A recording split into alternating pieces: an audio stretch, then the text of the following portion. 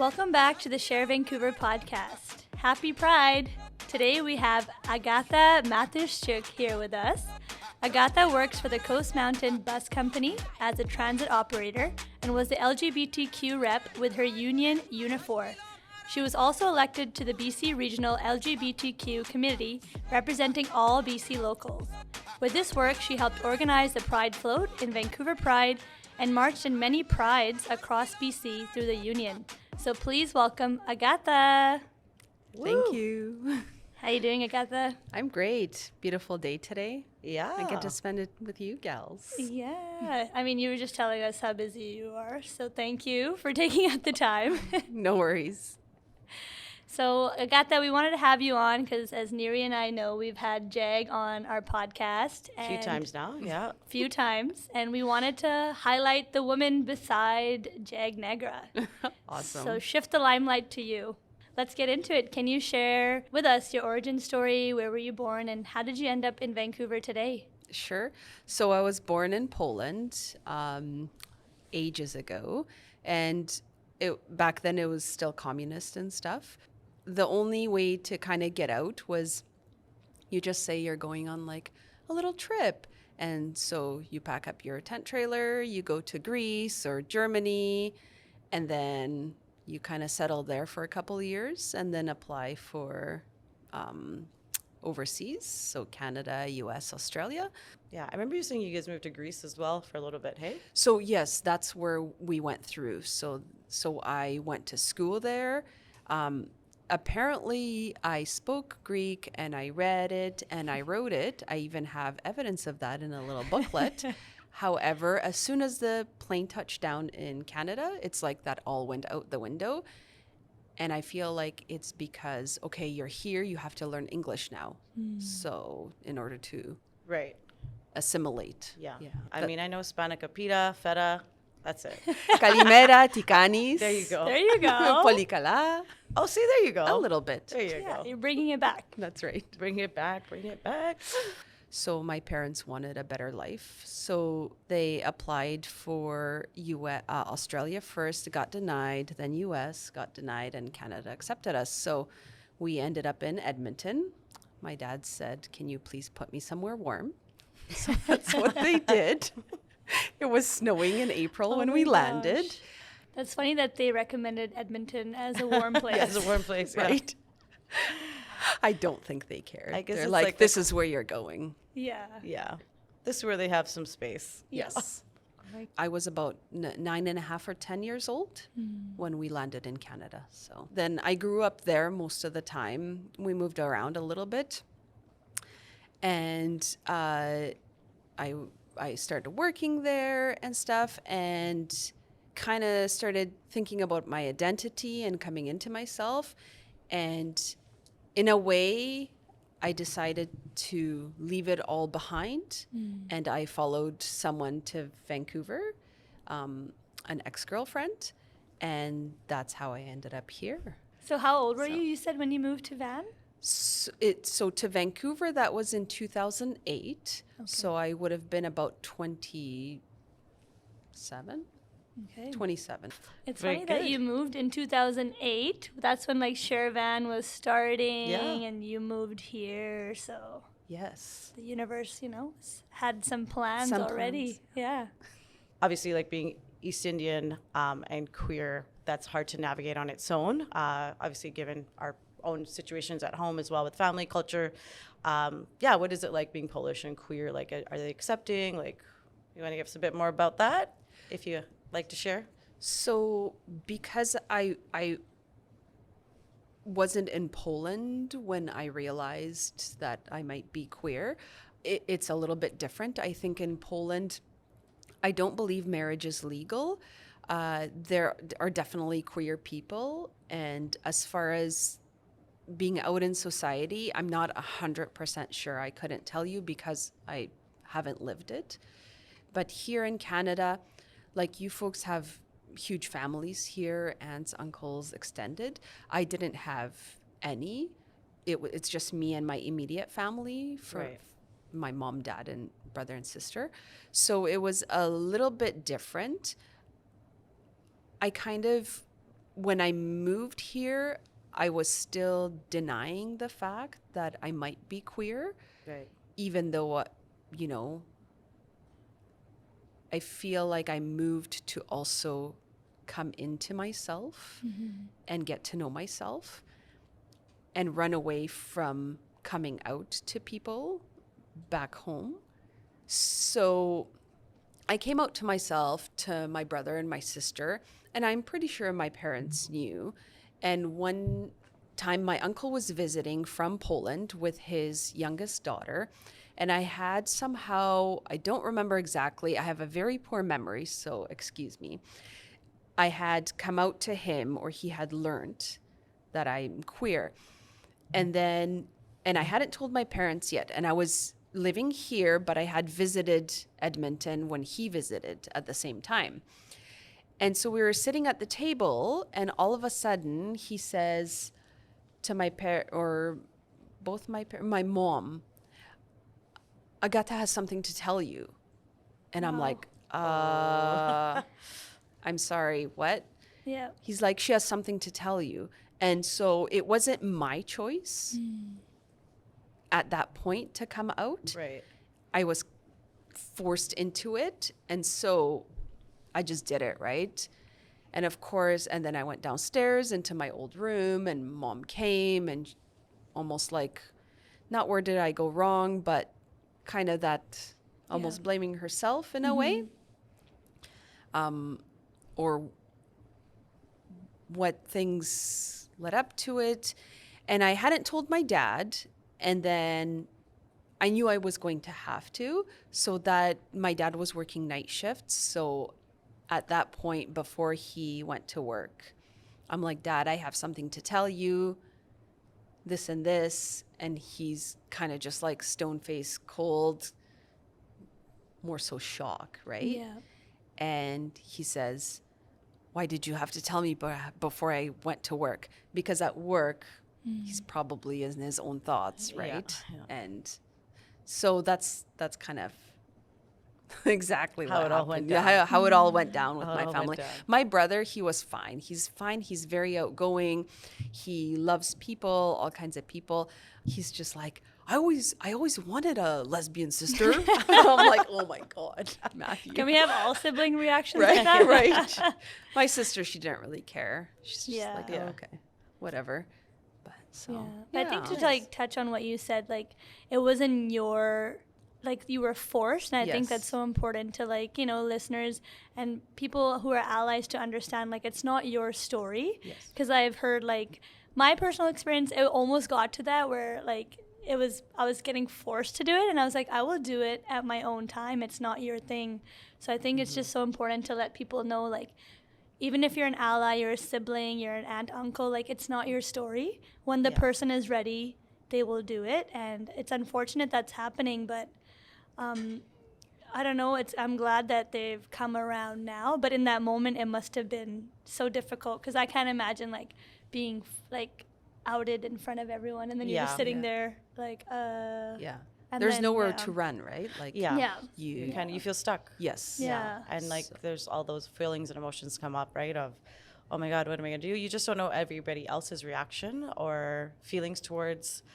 I know it sounds so crazy, but yeah, their feeling towards you being queer. You know, at the end of the day, it's a very scary feeling, and nobody wants to be put in that situation ever. So, I had the same situation. I had a friend do that, telling one of her friends. I was like, that's like not cool. You don't do that. Yeah. Don't out You know, others. you don't say that. Like it's Yeah. my. Yeah, I will do that if I Yeah. need to tell that person. You know. Yes. So yeah, I'm sorry to hear that, but Thank you. yeah. Yeah. I think like you touching as we were on the call off this episode, you shared your family's upbringing in terms of religion, Yes. being Jehovah's Witness, and sharing like, can you share that experience with us? Because, you know, I think even Jehovah's Witness, when we think of it now, I don't really know what to think of. I just think of like some kids who are Jehovah's Witness, like they don't celebrate like Halloween, Christmas, so they're just kind of always like left to the side, which I find like very difficult to be in a school setting. So can you share that experience growing up as a Jehovah's Witness, and then also your parents, your mom being a Jehovah's Right. Witness currently? Yes. So when we moved to Canada, my mom had an encounter with Jehovah's Witnesses, and I guess she felt drawn to the religion. So she had converted from Catholicism to Jehovah's Witness. And I kind of went along with it also. And to, to please my mom. My dad studied with them. It's called Bible study when you are learning about it. And of course, he was just like, no, this is not for me. My sister went for a little bit to the meetings and stuff. And also at 14 years old, she's like, no, this is not for me. Same thing with my brother. It wasn't for them. But I was like, yeah, I'm going to keep trekking on. So I got baptized as Jehovah's Witness. And a lot of people, like you said, no celebrations or they just door knock, right? Which is true. And I hated doing that. You did that as well? I did growing door up? knocking. You have to. Okay. It's like, oh, Jesus told you folks, Right. to go spread the word. Yeah, So yeah. that's what they interpret it as. But I felt that I was held back in a lot of things. For example, I loved sports, but they don't encourage competitiveness. So any type of competitive sport is a no-go, right? And even with friends and stuff, you can't have worldly friends, aka like anybody that's not Jehovah's Witness. So You can't? No, you shouldn't. You shouldn't, okay. So you stick with your like people's- Jehovah's Witness yeah. friends, because then the worldly people will try to influence you, make you do sinful things and of that sort. So I felt it held me back a lot. Like I wanted to be a police officer at one point. Like I liked that kind of thing. And, you couldn't, because you have to carry a gun, right? So guns are not something that's allowed. I did try afterwards, Nice. but I was like, no, I'm gonna go for it, right? So that was also part of my breaking off of that. So same thing with LGBTQ and queerness. That's not allowed in the Bible. They interpret it as, it's a sin. So you could possibly be queer, but if you act on those, feelings and actions, then you can't be part of the congregation. So that's a lot.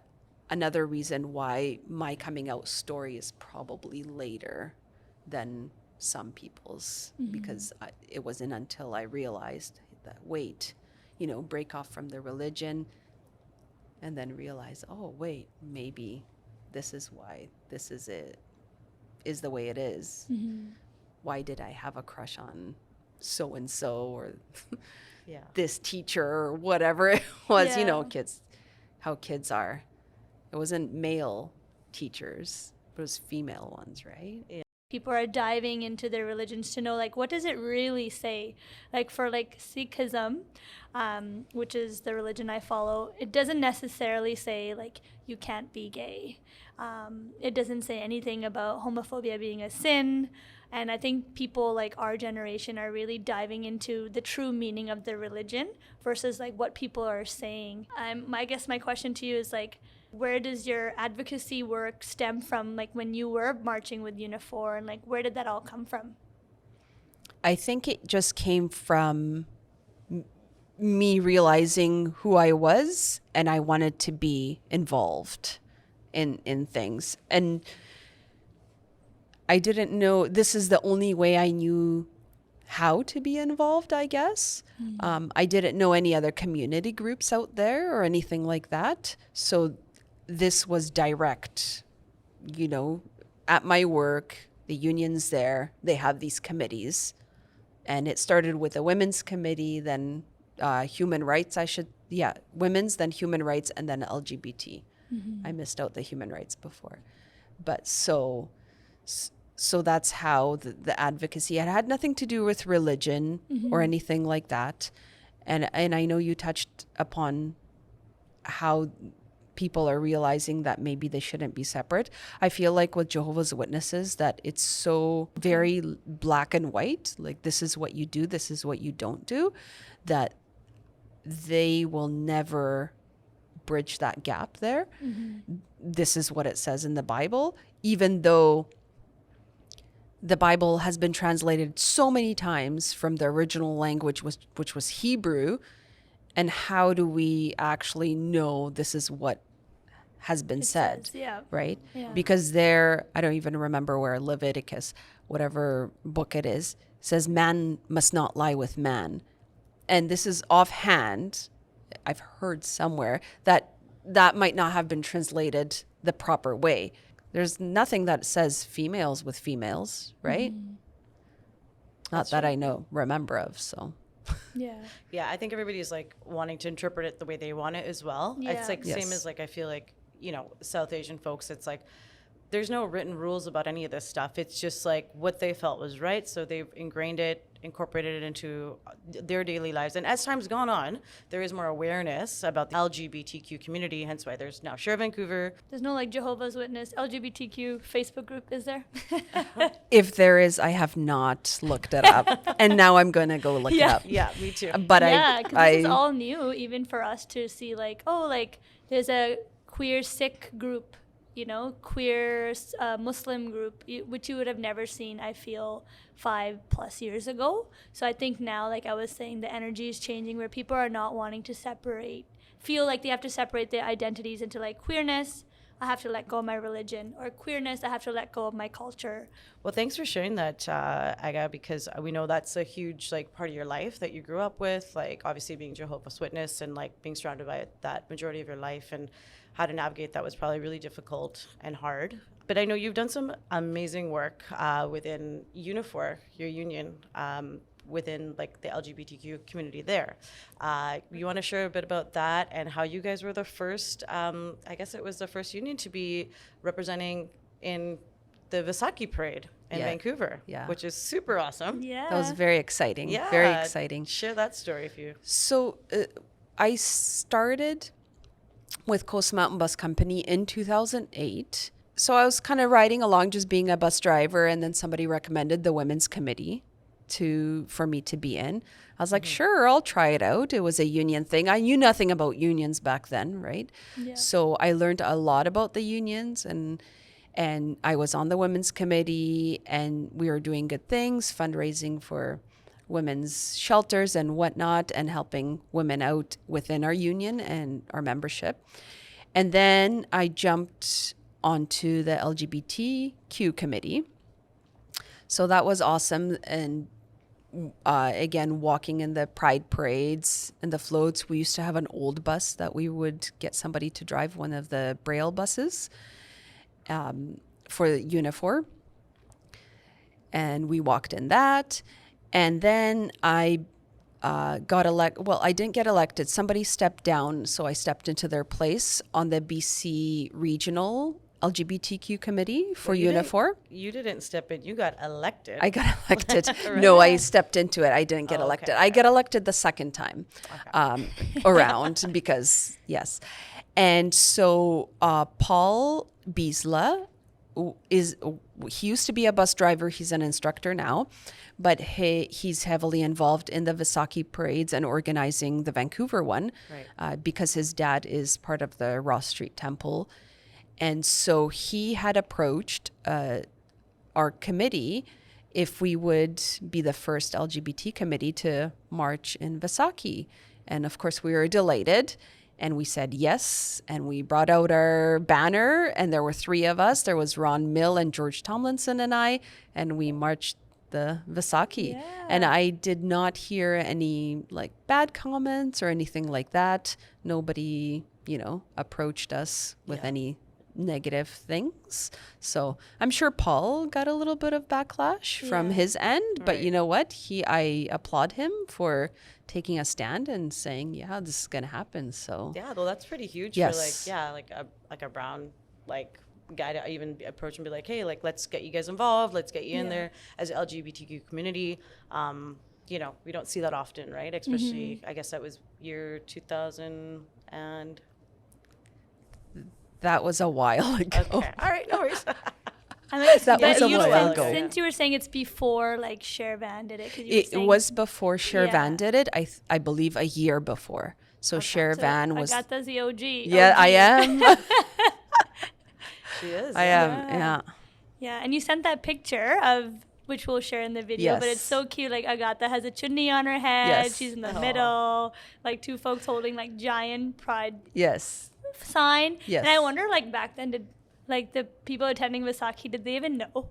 Like, do they even know what a pride All flag the is? queer folk hiding definitely. know. knew. Oh yes. Yeah, we're all like silently Yes. cheering. in the Cheering, back. yes. Yeah, So, for sure. yeah, that was huge. Yes. And I think you probably set the precedent because Paul, shout out to Paul, he probably reached out to Sher Van after recognizing, or maybe he already knew about Sher Van, but that probably, started like the pave way for others to come and march in Vasaikhi for Pride. Yes. Yeah.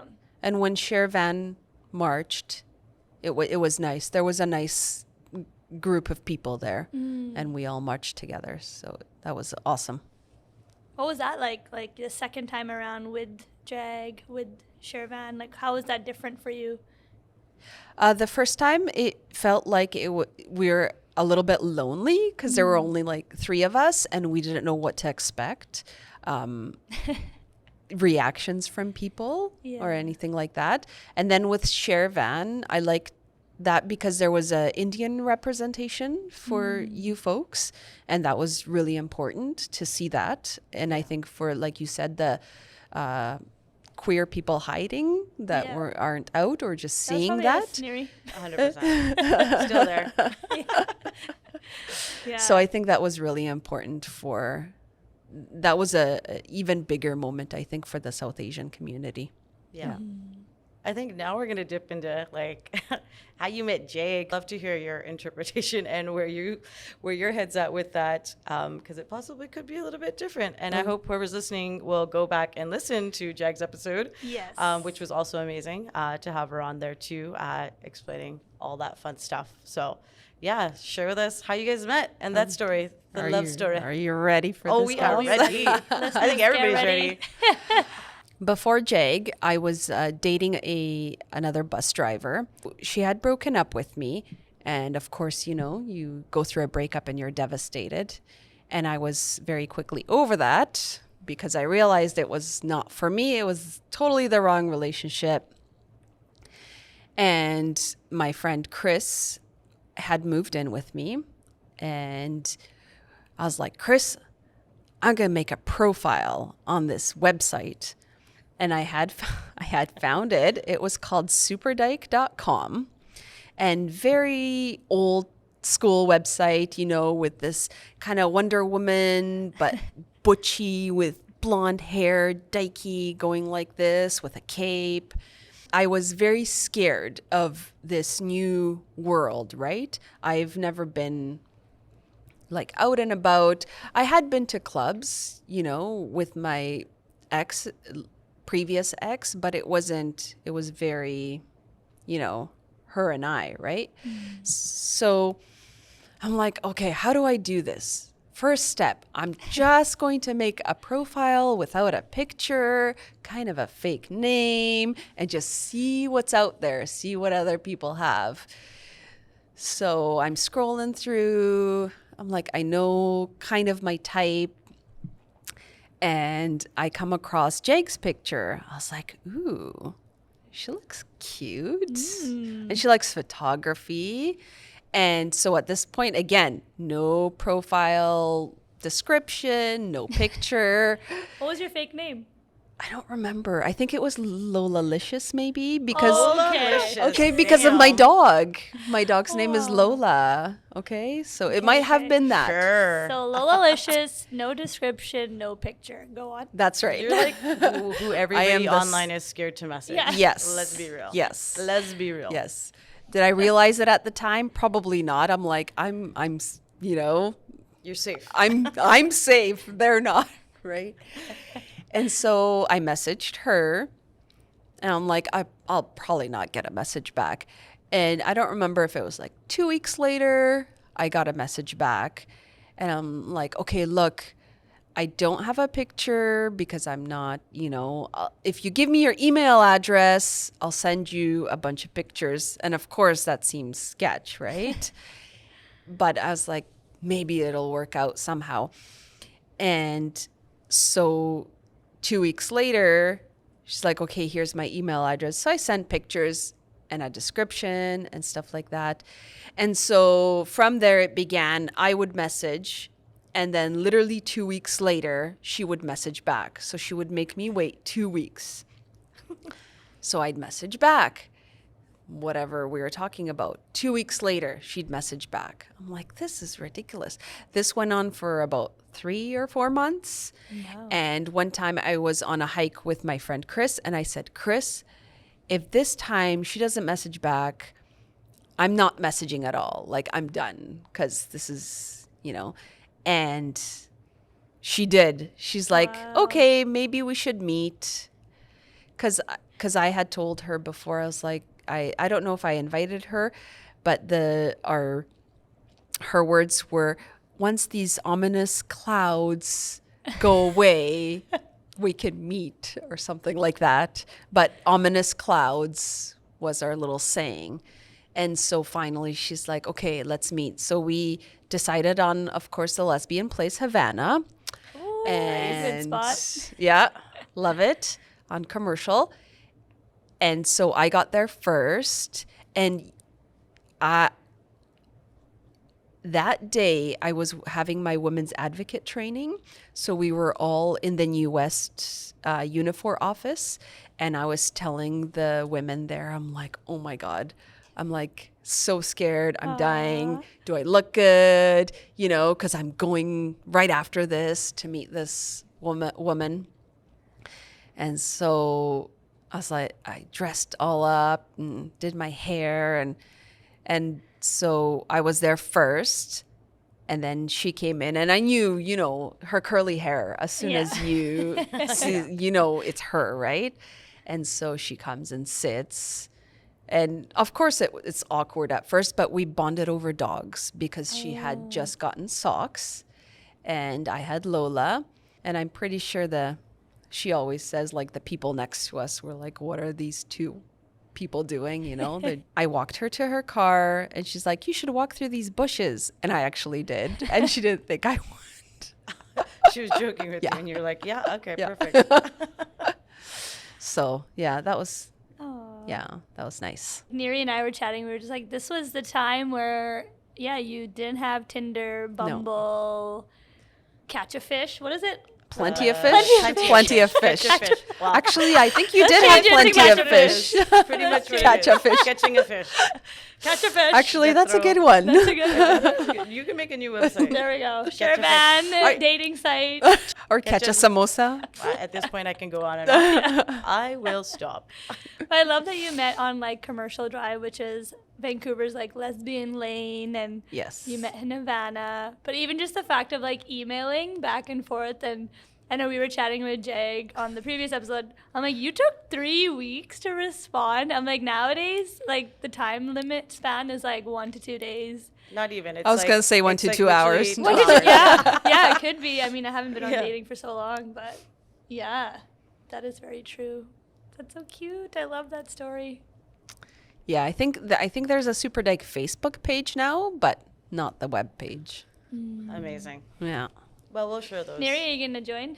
Definitely not. No, I'm good. I'll pass. She's gonna You be could the do board what of I did. directors pretty soon. No picture, barely any bio. I grew up in that generation too, where you're like so scared to like post a photo on. Yes. Because I'm like, oh shit, I don't know who's gonna be on here. Did you do that, Neri? Like the email back in the day? You know, too? I can't remember. I mean, I have so many fun dating stories that if we could have a whole new podcast about it, of the stuff I've seen and encountered That is with true. interesting people from the internet.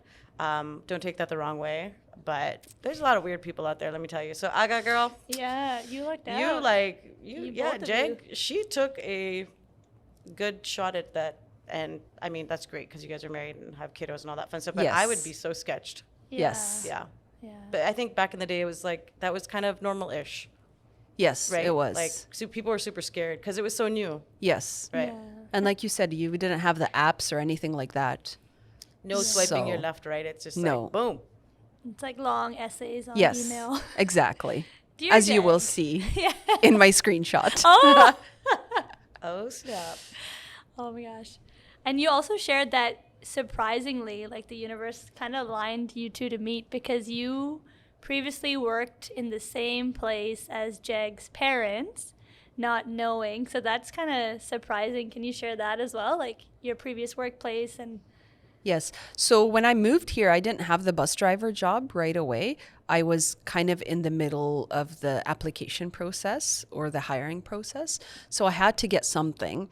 And so I applied to different places, and Cisco Foods, which is in Port Coquitlam. I lived in North Van at that time. Interviewed me, and yes, they took me in. So I was an order picker at nighttime. So from 7 p.m. till 5 a.m. I don't even remember. Anyway, so I did that for half a year till I got my bus driving job. And then, of course, I met Jag. I was like, so I was telling her, I was like, oh, I used to work at Cisco Foods. And she looks at me. She's like, do you know my parents? Do you know my mom? I was like, excuse me? She's like, they worked at Cisco Foods. I was like, oh. I was like, I don't know. What are their names? I was like, they don't seem familiar. They don't sound familiar.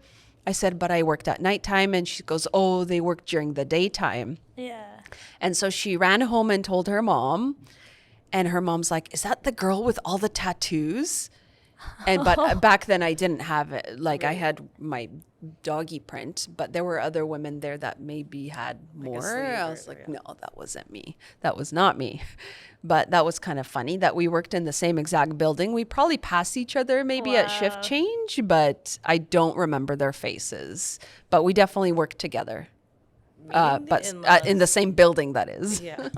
Meeting the in-laws before they were the in-laws. That's I right. know, that's trippy. Especially, it just makes it more crazy because, like, yeah, you met her parents and then they were your in-laws and, like, the whole, like, queer relationships to, yeah, I just love it. So that's why we wanted to bring that up. Yeah. Yeah. Very cute. But it would have been cool if I met them before. Yeah. Maybe then they would have introduced me to Jagu and I wouldn't have to go through the 2-week waiting period. Wow.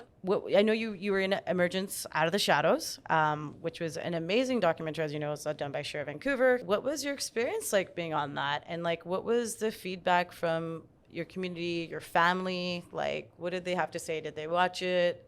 Just curious. It was good. It was amazing. I'm glad I made a little cameo appearance and I'm very happy for Jeg and her parents and her brother for being able to tell their story because then other South Asian queer people and Kaden, of course, and Amar. Yeah. And I'm very happy that I was able to, help out with that and show that you can have a family and you Yes. can be happy and your family could be accepting. So it's like a little light at the end of the tunnel for those that might not have it. Was your family like open to watching it, and like what was their reactions, or even like friends and family, were they able to like watch it and like kind of give you any feedback on it? What was their take on it? So I'm pretty sure my parents did not watch it. I'm not sure if my sister did. My brother definitely did, and he said it was very moving. Nice. Yeah, so he loved it. And I think my friend Chris, his mom had watched it, and she said it was very moving. She lives in Calgary, so she really enjoyed it. This documentary has been like shown worldwide now in film festivals. It's been translated into 3 languages, so it's becoming more accessible. It's in Hindi, Punjabi, and another language. It's in English. But did you realize, or did you even think at that point, like, wow, my entire family, because your kids are in it, Jaya, Akash, like, did you think this film would take off the way it is? And it's become such a resource for, you'll never know the impact of the film. So, like, what are your thoughts about it now? Because you see the success of it. Yeah, no way. I didn't think it would. I thought it was, just like a cute little documentary showcasing. It would probably stay in the queer community. And I think it's awesome. Yeah. It's helping so many people, and it's in the schools, being aired in Yes. schools. I mean, I know you and Jag and Josh and Ungit have been going to screenings everywhere. So I think it's wonderful. I didn't realize that it was going. Unifor had screened it at one of their conventions. Oh my gosh! Yes, Wow. which yes. So it just came to my mind as we are talking right now. So I was really happy to hear because somebody said to me, messaged me, they're like, "Hey, I saw you on the big screen." I was like, "What?" So Famous. yes. Hashtag famous. Yes. Yeah. That's right. That's so cool. Like, even talking with Jag, she was like, I never thought this documentary would take off the way it has. And like, yeah, like doing the screenings, we have one coming up. Yes. Everyone's feedback is like, they loved the story, but they loved seeing Jag and your story. And like you said, the possibility of having a family, of the parents accepting, because that's never been shown, I feel, in a South Asian queer documentary. Because you will always hear like the negative side, like disowned, you know, out of the family. So you've helped me a lot. You might not know, but like I remember just like connecting with Shervan and seeing you and Jag together. I'm like, what? Like you can have a family and you can have kids. And it's not like, that's just my experience. Not everyone wants to have a family and kids. But for me to see that, I was like, whoa, like it can happen. Aw, Yeah. I'm glad Gives to be a everybody- part of that. Yeah, glimmer of hope, right? Yeah. Yes. Because you see South Asian movies, some I've watched, Bollywood type, that depict, you know, either lesbian relationships or queer relationships in general. But you don't see children involved as in those people could have children or any of that stuff. So I guess it's a good step in the right direction, but this documentary actually shows real life people, a couple having children and raising them and the whole family embracing that, right? Yeah. Yeah. Yeah. But speaking of like, yeah, having your family here and whatnot, and just being in Vancouver, being queer, you know, having your two amazing kids, and obviously, of course, your lovely wife, Jag, like how did you feel, like, is this how you feel like life would be back then? Like, let's say like 15, 20 years ago, or you, like, would that ever even pique your mind of like, oh my God, my life's going to turn out this way? Or, you know what I mean? Was that like, oh my God, I want to have kiddos and blah, blah, blah, you know, as our ambitions and goals in our minds of what our life may, you know, unfold? No, because I'm kind of go with the flow person. So I never thought about like, I need to have kids. That was never my feeling.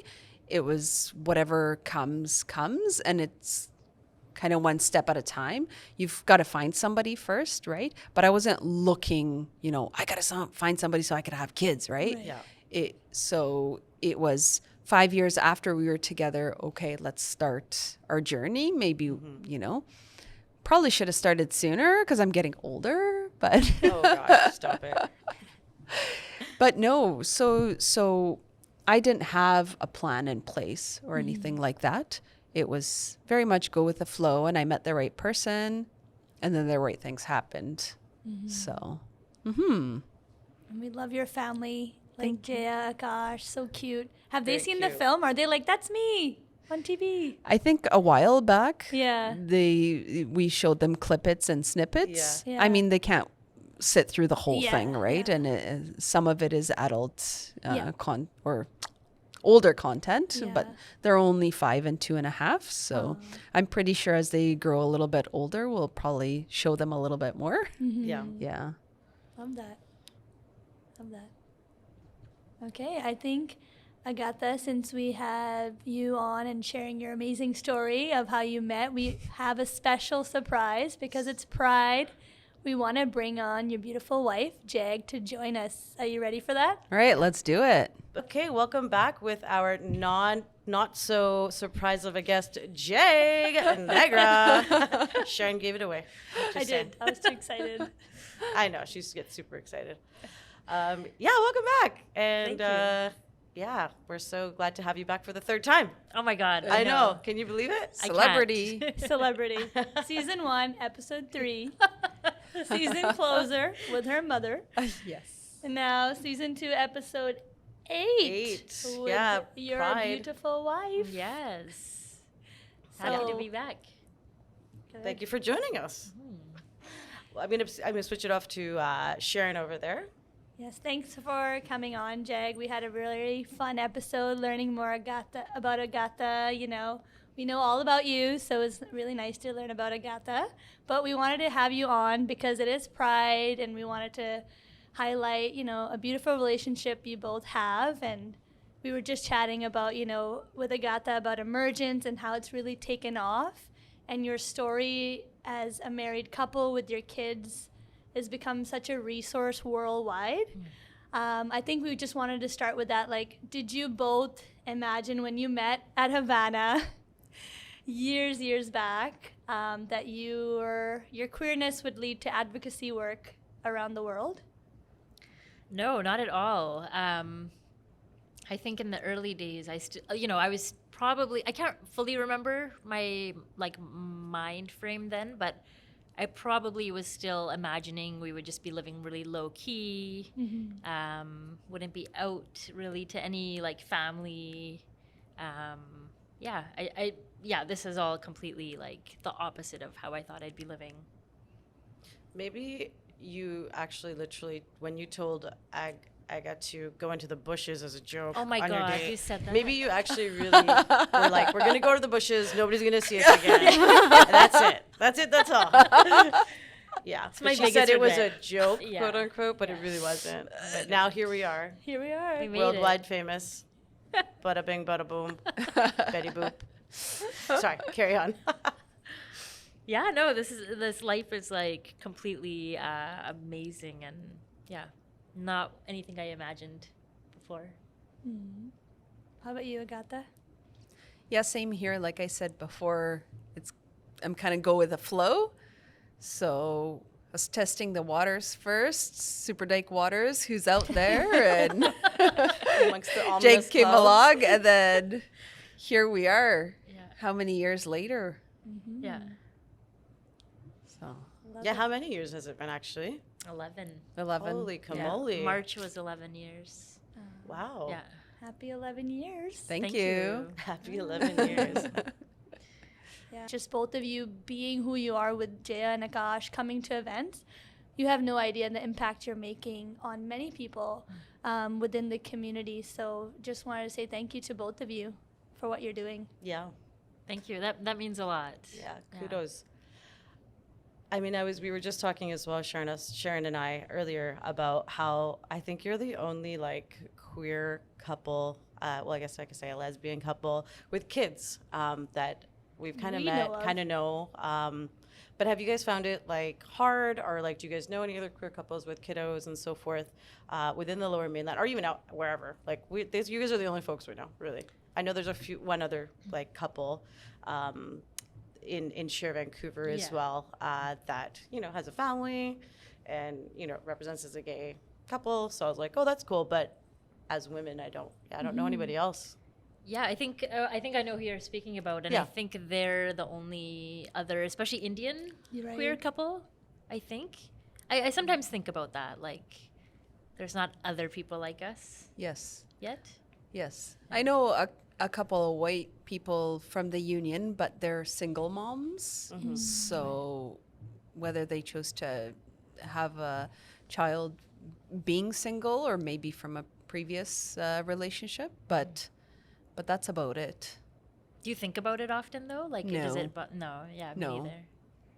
I think I don't go through my life thinking like I'm in a cool like yesterday you were asking how to describe our marriage, and I just said Right. marriage, right? Not Yeah. cool, not lesbian marriage, not like I don't think about it like that. I don't think about.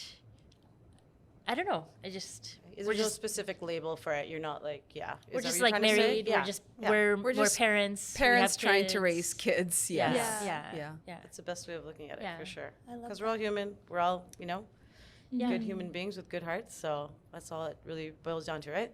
Yeah, exactly. Yeah. So pretty much you guys know nobody else is what I'm saying. Yes. You're right. So whoever's out there that wants to build some community and like family community, hit Jagged them up. Yes. Hit Sher Vancouver, whoever. Like, let's all like, we should make a crew, Yeah. you know? Yeah. Yeah. Start having babies. Yes. We're waiting. Is that your I'm advice? looking at Yeah. Chop Sharon. chop. I think also wanting to go back to both of your involvement was more heavily present in Sher Van before you had kids.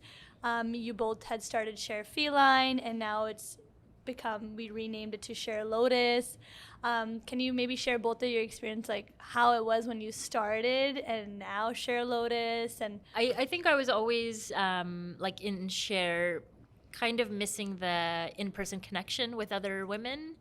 And that's kind of where the idea came up with. Like, I want to be able to go on hikes with people or picnics or whatever. And we started the first one. We lived in a townhouse at the time. This was when? 2018 was our first event.